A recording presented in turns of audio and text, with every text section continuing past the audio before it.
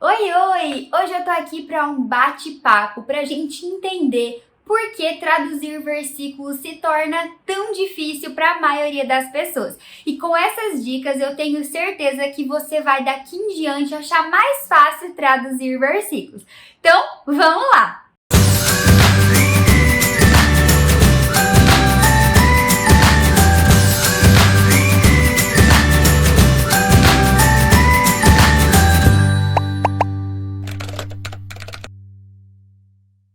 A primeira coisa que faz com que tradução de versículos, na verdade, de qualquer coisa, seja difícil, é porque você não entendeu o contexto. Quando a gente entende o que a frase, o que o versículo quer dizer, tudo fica mais fácil. Por quê? Porque eu posso explicar de várias formas. Então, às vezes, eu não sei fazer aquela palavra, aquela frase daquele jeito, ou às vezes eu não sei o significado de alguma coisa ali, né? Não sei traduzir ao pé da letra, mas se eu entendi o contexto, ou seja, o que está querendo ser falado, eu consigo explicar de outra forma. Então eu consigo colocar as minhas palavras para passar aquela frase. E aí, óbvio, eu vou saber os sinais daquilo que eu estou querendo dizer. Então, na maioria das vezes, quando você acha difícil, é porque você não entendeu de fato o que está sendo dito. E aí, como que você pode entender? Se você tiver tempo, estude antes a frase. Pesquise na internet outras interpretações, o que as outras pessoas entenderam daquilo. E agora não estou falando de Libras, eu estou falando de português mesmo, de teologia, né? Ou seja, contexto jurídico, sei lá, no jurídico, o que isso quer dizer, no contexto da saúde, o que isso quer dizer, no contexto da engenharia, o que isso quer dizer, se o contexto aí for bíblico, o que a teologia quer dizer. Então, às vezes a gente vê certas frases que a gente não entende nem no teológico, né? A gente não entende nem em português, quanto mais passar para um outro idioma. Então, pesquise o que quer dizer aquilo ali. E aí, depois que você entender o que aquilo ali quer dizer, vai ficar muito mais fácil. Então, se sozinho lendo você não consegue explicar, significa que você não entendeu de fato. Então, procure entender o que aquilo quer dizer, procurando mesmo, pesquisando. Não tenha vergonha de pesquisar. O senhor Google tá aí para ajudar, tá? E aí, cuidado com a fonte, né? Vale lembrar. Mas, enfim, pesquise. E aí, tudo vai ficar mais fácil depois que você entender, você explicar do seu jeito. Porque a gente tem, sim, essa estratégia tradutória, que é a explicação. E a gente pode utilizar, tá bom? Então, entenda o contexto. Número 2. Falta de base bíblica. A maioria dos versículos traz consigo uma base bíblica. Alguns vocabulários utilizados, eles têm um porquê para ser utilizado. Então, quando você vai traduzir um versículo, não basta você traduzir o que está sendo dito, mas você tem que entender o contexto por trás, como a gente acabou de falar. Então, por exemplo, eu sempre pego essa frase: Jesus é o pão da vida. É pão mesmo de comer ali, né? O que significa essa vida? O que significa esse pão? Se você tem base bíblica, você sabe, né, que significa que Jesus é o essencial pra gente, né? Porque antigamente o pão era um alimento básico, né? Tipo arroz e feijão, né? Era o pão. Então era básico na mesa das pessoas. Então a falta do pão mostrava a falta do principal alimento. Então o pão da vida é o quê? O principal alimento para a nossa vida, né? Então Jesus é o essencial, é o principal para a nossa vida. É isso que essa frase quer dizer. Então atente-se a isso. Então a gente precisa ter base bíblica para a gente poder interpretar no contexto bíblico. Eu sempre falo isso. Se você vai interpretar no contexto jurídico, você precisa ter base jurídica. Se você vai interpretar no contexto da saúde, você precisa ter base desse contexto. E o mesmo acontece com o religioso, mas parece que as pessoas se esquecem disso. Mas não, você tem que ter base para poder interpretar da maneira correta e até mesmo entender para conseguir interpretar. Então, tenha base bíblica, sente a bundinha na cadeira e estude Bíblia. Se você vai interpretar no religioso, você precisa estudar a Bíblia. Beleza? Gravou? Vamos pro próximo. 3. Não conhecer as estratégias tradutórias. As estratégias tradutórias nada mais são do que estratégias para facilitar a tradução.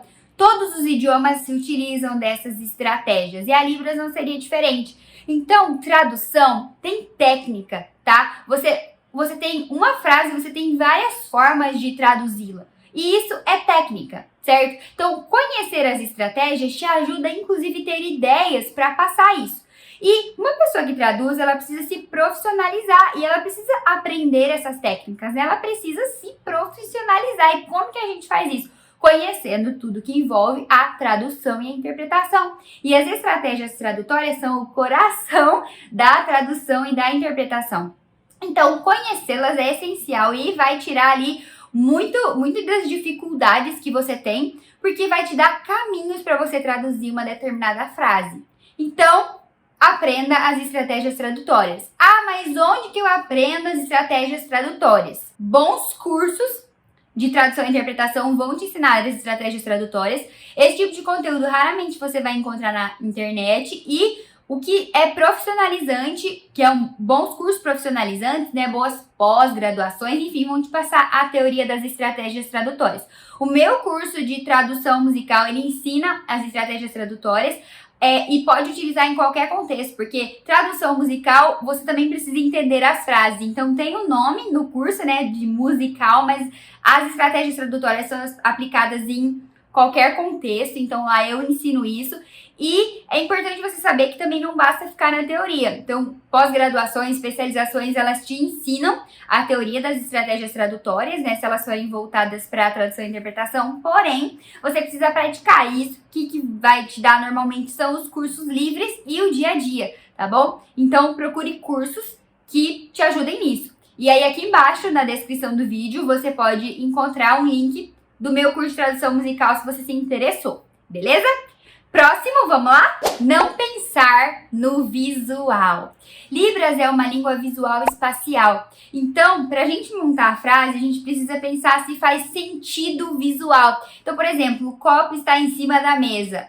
Eu não posso falar o copo está em cima da mesa, não, porque não faz sentido visual. Então, eu preciso primeiro colocar a minha mesa e depois colocar o meu copo em cima da mesa. Então, eu imagino o visual. Então, se você pensar no visual, a sua frase vai fazer mais sentido, tá? Então, Jesus chegou para conversar com os discípulos. Onde está Jesus? Onde estão os discípulos? Como eles vão se olhar? Qual que vai ser o movimento corporal? Imagine a história. Quando você está lendo, você precisa imaginar a história. Então, como era a postura de Jesus ao conversar com os seus discípulos, ao conversar com as pessoas, por exemplo, tá? Isso é muito importante. Inclusive, a base bíblica que já foi falada e pensar no visual é muito importante, por exemplo, para traduzir aquela passagem da mulher do fluxo de sangue. Quando ela toca nas vestes de Jesus, ela não toca assim. Ela toca embaixo, ela puxa as vestes de Jesus por baixo, então você precisa puxar por baixo, igual a mulher fez. Então você precisa ter base bíblica, saber como que foi de fato a história, certo? Entender o contexto e ainda pensar no visual. Peraí, como que essa mulher tocou? Como que é o visual dessa cena, certo? Zaqueu, por exemplo.